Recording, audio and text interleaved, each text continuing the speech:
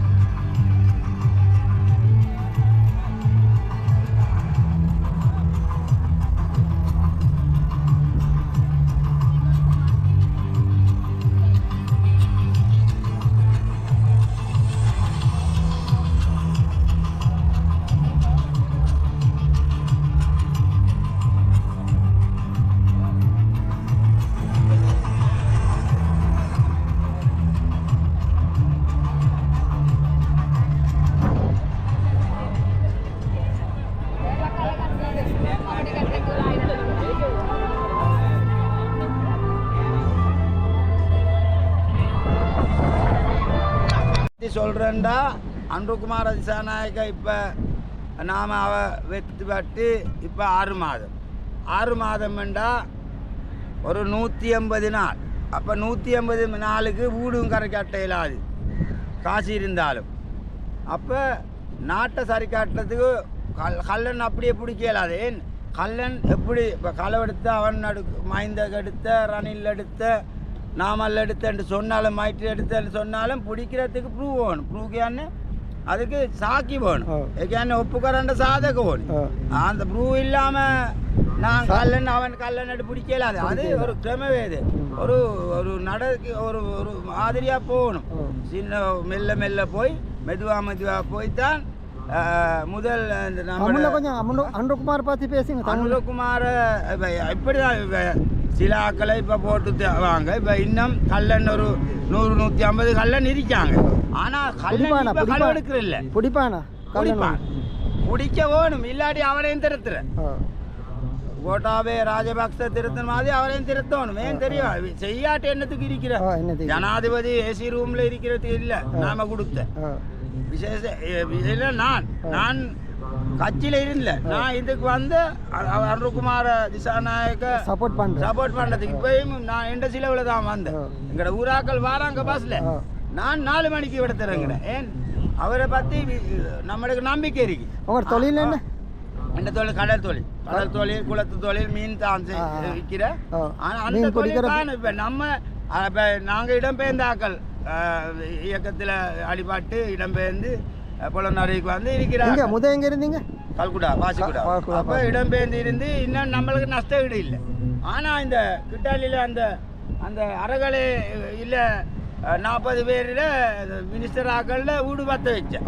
ஆனால் கோடி 20 கோடி 30 கோடி அவங்க என்ன இந்த தங்கத்திலையா அந்த சேரு கட்டுன இல்லாட்டி இந்த ஜெம்லையா அந்த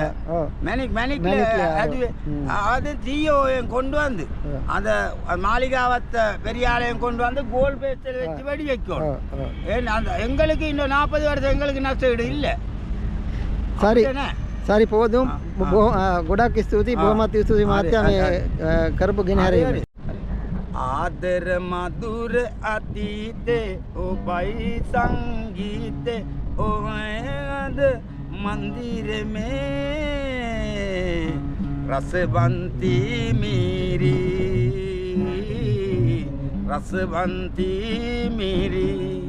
पे तुम मिले सुसुम पे सुसुम में दिन आदर ये सुंगाल मधुलोल जीवनये सुंगाल मधुलोल जीवनये आदर मधुर अतीत ओ भाई संगीत मगे हद मंदिर में රස පන්ති මිහිරි.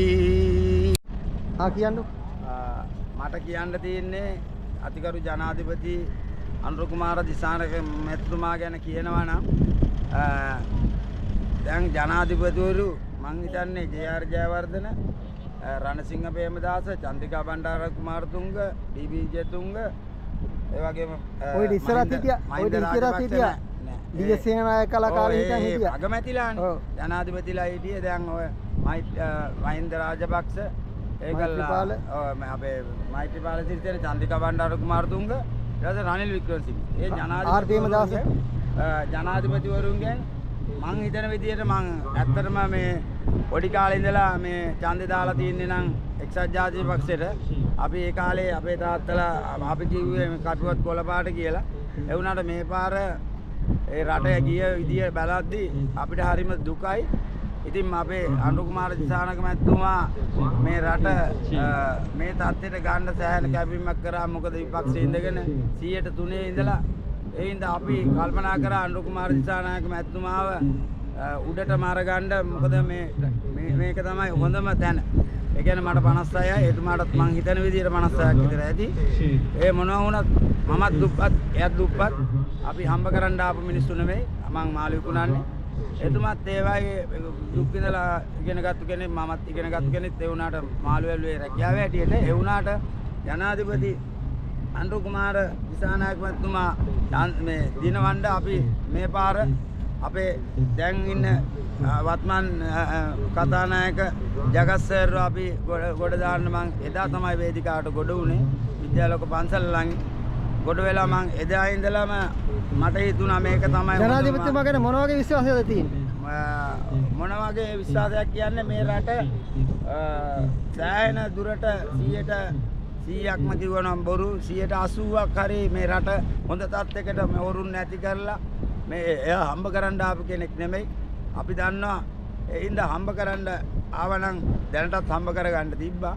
ඒ හින්දා මේ පොල් ප්‍රශ්නේ කියනවා නම් පොල් මහත්තයෝ අපේ දැන් 56 60යි.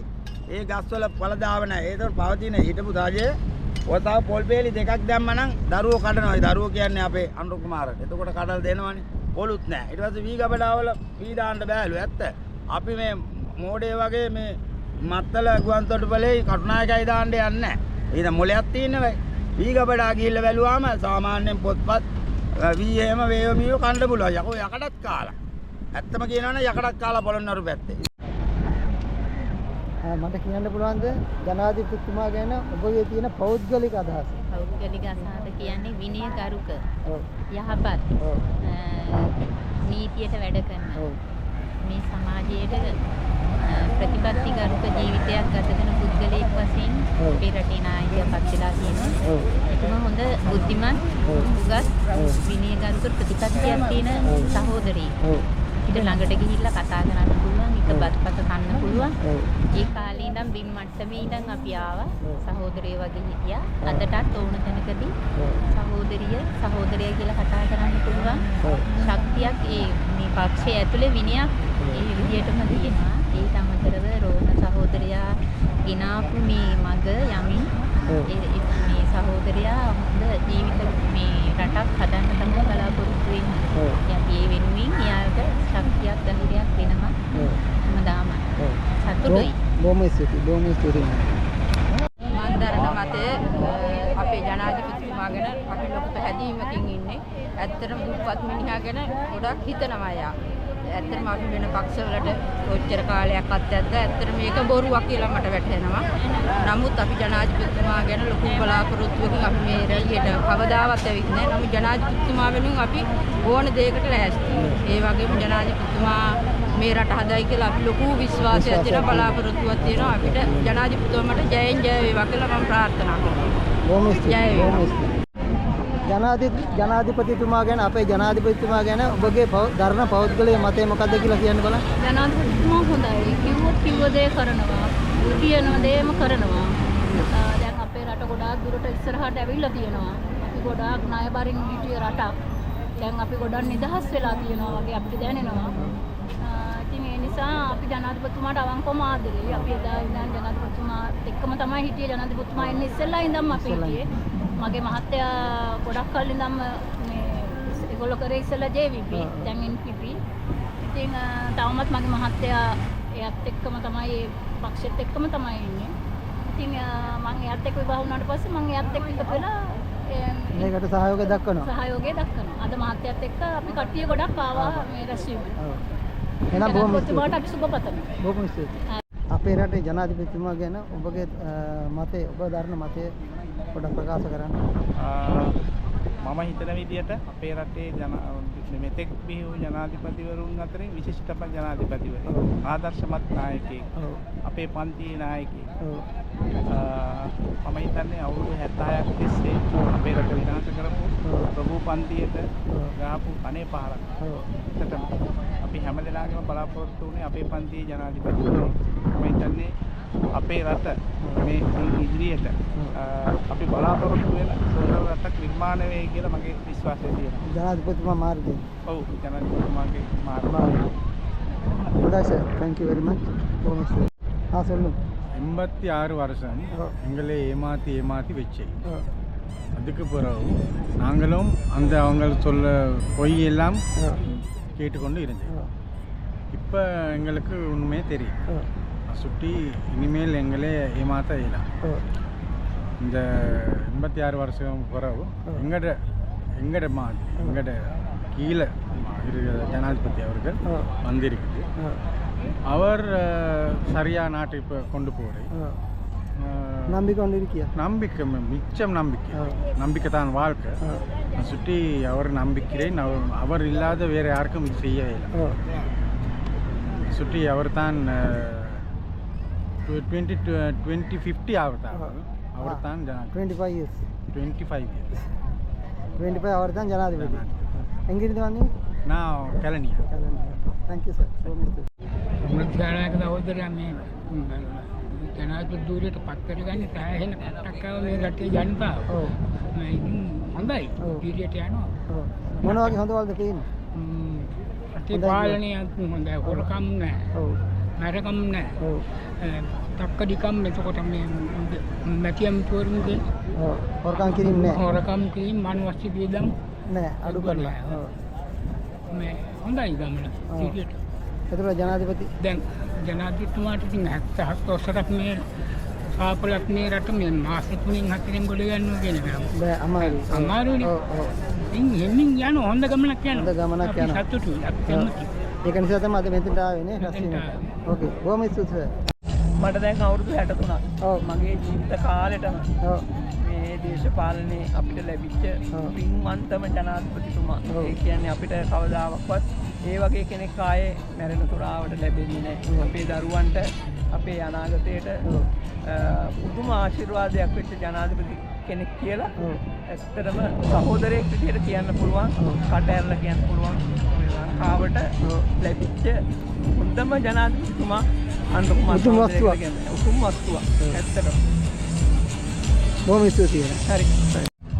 අපේ ජනාධිපතිතුමා කියන්නේ ඇත්තටම 76 වසරක් මේ පාලනය කරලා මේ පාලනයෙන් රට බේරගත් එකම ජනාධිපති තමයි අපේ අනුර කුමාර දිසානායක සහෝදරයා. තවත් මේ ඊට වැඩි පාලනයක් තවත් එකම පාලකයෙක්ට බිහි වෙන්න මේක තමයි අපේ ශ්‍රේෂ්ඨම අති උතුම් ශ්‍රේෂ්ඨ මිනිස්සෙ තමයි අනුර කුමාර දිසානායක කියන්නේ. රටේ මහජන දුක් විඳින මිනිසාගේ හොඳ දුක දන්න දුක තේරෙන මිනිස්සෙක් තමයි අනුර කුමාර දිසානායක කියන්නේ. සියලු සප සම්පත් මේ දුක් විඳින මිනිස්සුන්ට සියලු දේ බෙදා දෙමින් අනුර කුමාර දිසානායක සහෝදර මෙවන් ජනාධිපති කෙනෙක් මේ ඉතිහාසයේ අනිවාර්යයෙන්ම තවත් ඔහුට ශක්තිය ධෛර්යය දෙන්න ඕනේ කියලා මම සිතුවේ. ප්‍රාර්ථනා කරනවා නේ. ප්‍රාර්ථනා කරනවා. ඕකේ. අවුරුදු 70ක් මේ රට විනාශ කරලා දේශපාලඥයෝ කාපු රට ඇත්තටම ගොඩ දාන්න දෙන එකම උත්සමයක් කියලා අපිට කියන්න පුළුවන්. අපි ඒ වෙනුවෙන් අපි අපකප වෙලා වැඩ කරන්න ඕනේ. ඉතින් අපේ සහයෝගය දෙනවා අපි අපේ ජනාධිපතිතුමාට. ඔව්. දැන් ඔබ අවුරුදු කීයක් විතර ඉතින් පක්ෂයක ඉන්නවද? දැන් අවුරුදු 15ක 20ක විතර මේ පක්ෂෙම ඉන්නවා. ඇත්තටම. ඒ කියන්නේ JVP ඒ වගේ කාලේ ඉඳන් ඇත්තටම. ඒ වගේ කාලේ ඉඳන් ඉන්නවා නේ. ඔව්. අනුර කුමාර දිසානායක මහත්මයා ගැන ඔබේ තියෙන ආකල්පය හොඳයි. ඇත්තටම. ඇත්තටම හොඳයි නේ. ආ මේ රටේ ජනතාව අවුරුදු 76ක් ගොඩ ගැහුණු මේ ප්‍රශ්න විසඳ ගන්න ක්‍රමයක් නැතුව හිටියේ. ඔව්. එනිසා මිනිස්සු අනුහස් නායකයෙක් හොය හිටියා. ඔව්. මේ JVP නායකයෙක් නෙමෙයි හොය හිටියා. අනුහස් නායකයෙක්. ඔව්. ඒක නිසා මිනිස්සු එක්කහුව වෙලා ජාතික ජන බලවේගය ගොඩනගාගෙන ඒ අනුහස් නායකයව බිහි කරගත්තා. ඒ බිහි කරගත්තේ අත්ත වශයෙන්ම සිස්ටම් චේන්ජ් එකක් ඕන හින්දා. නමුත් ඇතුළට ආවට පස්සේ තියෙන ප්‍රශ්න ගුලියක් කටේ දාගන්න වගේ නෙමෙයි අපේ ජනතාව දීපු බත් පිඟානම කතරේ ගිලින්න කියලා කියන්නේ. එහෙම ගිලින්නත් බෑ. මොකද අර අය කරලා තියෙන හැම ශේෂ්ත්‍රයේම ජරා වැඩ අපමණයි. හොරකම් අපමණයි.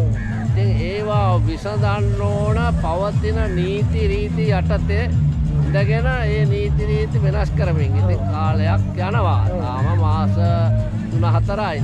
ඒ නිසා දැනට ඔහු සුබවාදී ගමනක යනවා. හැබැයි එතනදී පේන එක දෙයක් තියෙනවා.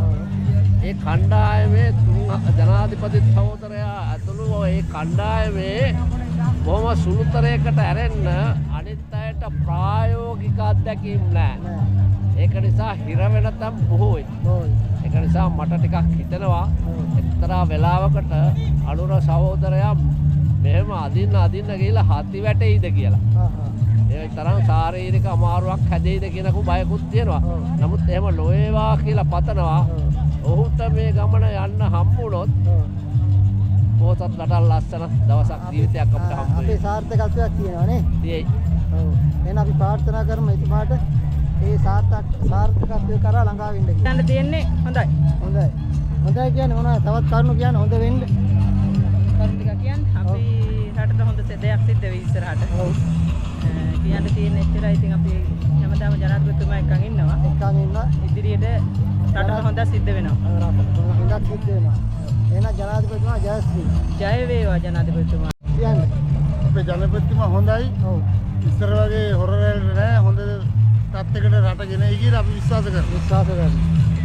ඒ වගේම ජනාධිපති ඉදිරියේදී මේවා කරගන්න ලැබේවා කියලා හිතනවාද? හිතනවා අපි ලැබේවා කියලා ප්‍රාර්ථනා කරනවා ඒක ලැබෙන්න කියලා. ඔව්. එහෙනම් බොහොම ස්තුතියි. පහළ වෙච්ච මේ එකම ජනාධිපති අපේ කියලා කියන්න පුළුවන්. ඔව්. අපේ පන්තියේ අපේ නායකයා. ඔව්. තව විස්තරයක් කියන්න. එතුමා මෙතෙක් ගල්ලු ගත්තු තීන්දුව తీරන ඉතින් අපේ සියලු මහජනයාට සුබ තීන්දුව තමයි ඔක්කොම අරන් සුබ තීන්දුව තමයි අරන් තියෙන්නේ නේ. ඔව්. එහෙනම් බොහොම ස්තුතියි. ඈ? පිරි කිව්වා. ආ විස්තරයක් කිව්වොත් ඒ ගැන කියන්නද? තව කියන්න තියෙන ඉතින් ජය අපි බලාපොරොත්තු වෙච්ච විදිහේ පීඩන පන්තියේ නායකයෙක්. දුප්පත් ජනතාවගේ දුක හඳුනන නායකයෙක්. අපි අවුරුදු ගානක් තිස්සේ දැකපු හීනයක් තමයි. ජනාධිපතිතුමා ගැන අපිට කියන්න තියෙන්නේ මෙහෙමයි. ජනාධිපතිතුමා කියන්නේ මීට ඉස්සෙල්ලා හිටපු නායකයෝ වගේ සුවිසල් මන්දිර වලින් ලාභ කෙනෙක් නෙමෙයිනේ. ආරවල වල නිදාගෙන කුටි කාලා යන්තම් මේ මැරෙන්න ඔන්න වෙන්න තියෙති ජීවිතේ බේරගෙන. එහෙම නේද? හොඳද? ඒ කියන්නේ බිම් මට්ටමේ ලාභ කෙනෙක් තමයි ජනාධිපතිතුමා කියන්නේ. ඒක නිසා තමයි අපි මෙතනට ඇවිල්ලා ඉන්නේ. නැත්තම් එන්නේ නැහැ ජීවිතේට. අපි මහින්ද රාජපක්ෂයකට ඇවිල්ලා නැහැ. රනිල් වික්‍රමසිංහ ගාවට ඇවිල්ලා නැහැ. එතකොට ඔය කිසිම නායකයෙක්ගේ රාජපක්ෂලවත් බණ්ඩාරනායක කිසිම එකකට ඇවිල්ලා නැහැ අපි. එන්නෙත් නැහැ. හොඳද? මේ ආවේ මේ කවුද මේ අපේ දැන් මේ ඉන්න ජනාධිපතිතුමා බිම් මට්ටමේ ඉඳලා ඇවිල්ලා රටට වැඩක් කරන්නත් නිසා තමයි මේ ඉන්නේ. එතුමා සමග රටේ අනාගතේ මොන වගේ වෙයිද? රටේ අනාගතේ මේ යන විදිහට හරියටම ඉස්සරහට ගියොත් මේ ඉස්සෙල්ලා හිටපු පාලකයෝ කරලා තියෙන වැරදි වැඩ වලට දඬුවම් කරමින් හොරකම් නොකර හරිද හොඳ පාර්ලිමේන්තුවක් හදලා දින්නොත් ඊට පස්සේ එතනින් එහාට පල්ලෙහා ඉන්න රාජ්‍ය සේවකයන්ට හොරකම් කරන්න හම්බෙන්නේ නැහැ. ඒ පණිවිඩය දිලන් දෙන ජනාධිපතිතුමා නේද? එතකොට රටට හොදක් නෙවෙන්න ඕන.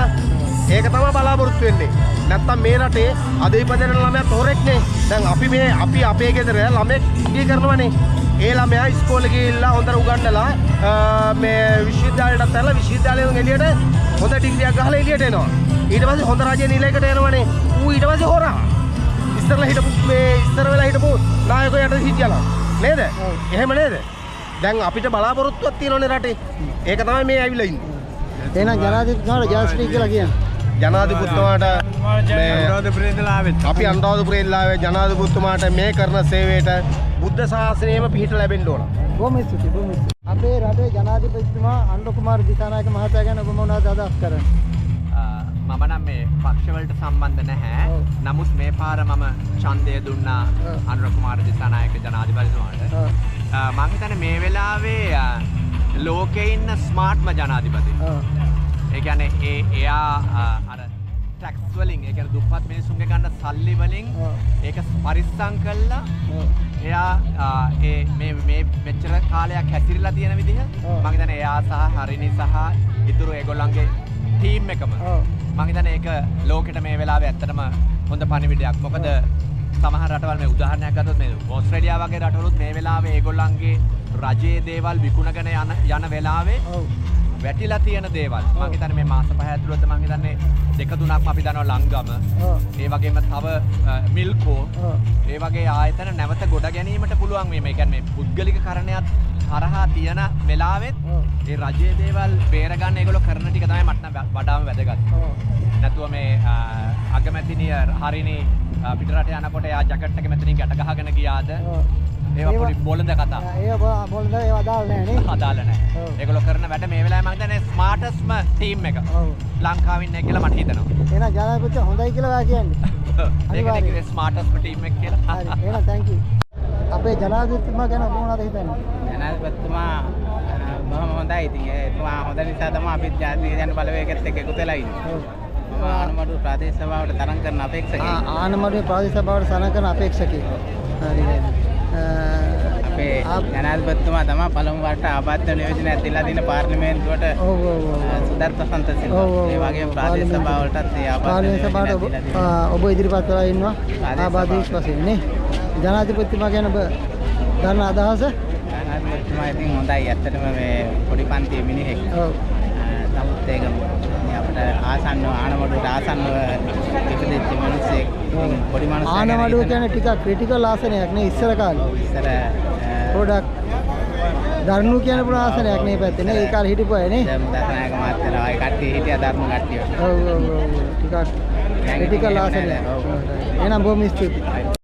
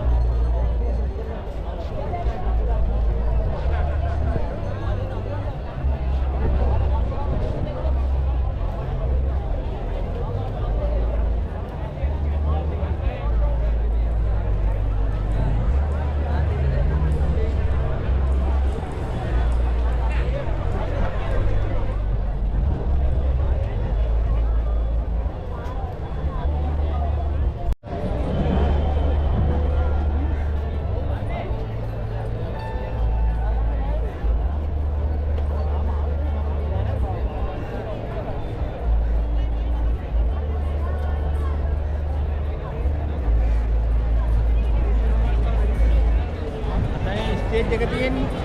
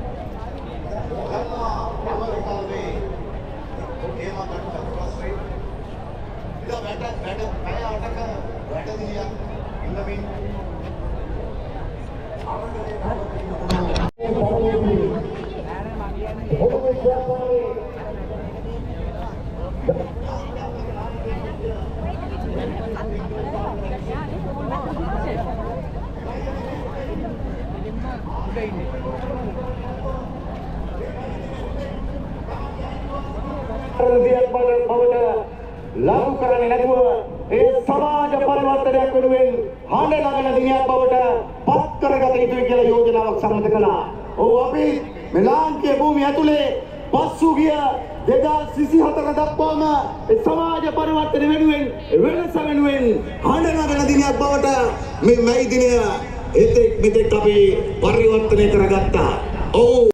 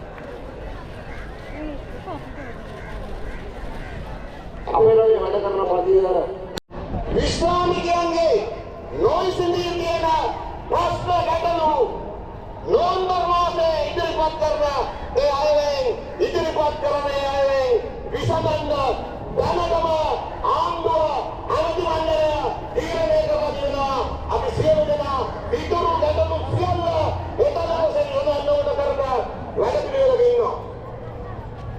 ඒ නිසා වැඩ කරන පන්ති ආණ්ඩුවක් හදලා වැඩ කරන පන්ති රජයක් බිහි කරලා අපි මේ පවත්වන පළමු